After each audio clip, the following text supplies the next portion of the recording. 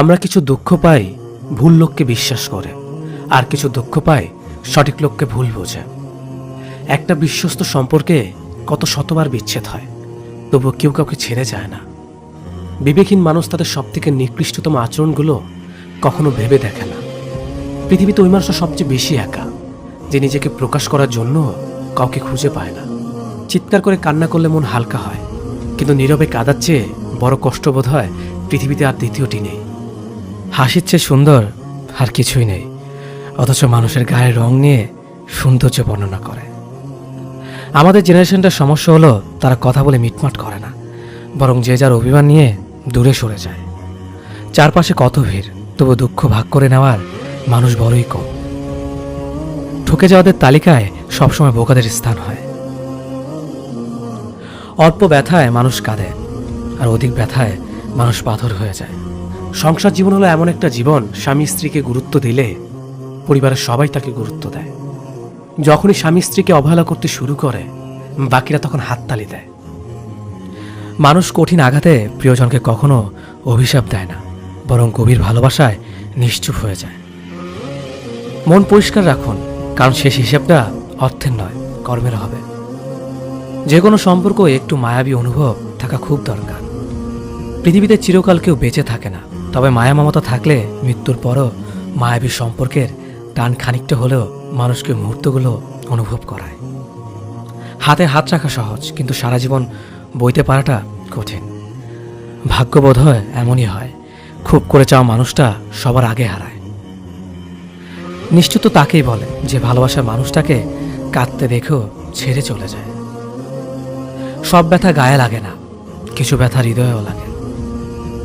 বিশ্বাস, ভালোবাসা, প্রেম এ সব কিছু শেষ হয়ে গেলেও মায়া কখনো শেষ হয় না। যখন তুমি নিজের রক্তের মানুষের দ্বারা কষ্ট পাবে, তখন একবার নবী ইউসুফ আলাইহিসসালামের কথা মনে করো। তিনি কিভাবে নিজের ভাইয়ের দ্বারা প্রতারিত হয়েছিলেন। যখন তোমার বাবা মা না বুঝে তোমার বিরুদ্ধাচরণ করে, তখন নবী ইব্রাহিম আলাইহিসসালামের কথা মনে করো। তার বাবা তাকে আগুনে নিক্ষেপ করায় ভূমিকা রেখেছিল। যখন তুমি সমস্যা থেকে পরিত্রাণের জন্য কোনো পথ পাবে না, তখন ইউসুফ আলাইহিসসালামের কথা ভেবো। তিনি কতটা সময় তিমি মাছের পেটে আটকা পড়েছিল। যখন তোমার নামে কেউ মিথ্যা অপবাদ ছড়িয়ে দেবে, তখন মা আয়েশা রাদিয়াল্লাহু আনহার কথা মনে করো। তার নামে পুরো শহর জুড়ে কুৎসা রচনা করা হয়েছিল। যখন তুমি অসুস্থ ব্যথার যন্ত্রণায় কাতরাতে থাকো, তখন নবী আইয়ুব আলাইহিসসালামের কথা ভেবো। তিনি ভয়ঙ্কর এক ভাইরাসজনিত রোগে আক্রান্ত হয়ে তোমার থেকেও বেশি কষ্ট পেয়েছিল। যখন তুমি দিনের কোনো বিধান নিয়ে যুক্তি খুঁজে পাও না, তখন নবী নূহ আলাইহিসসালামের কথা ভেবো। তিনি কোনো প্রশ্ন ছাড়াই মরুভূমিতে নৌকা তৈরি করেছিল।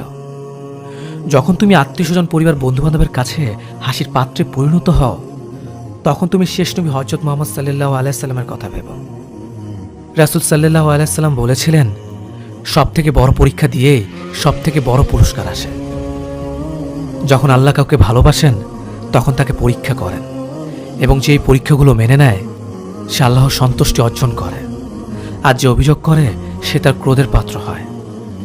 হে আল্লাহ, তোমার কথা মনে করার, তোমার প্রতি কৃতজ্ঞ হওয়ার এবং তোমার ইবাদত করার তৌফিক আমাদের দান করো।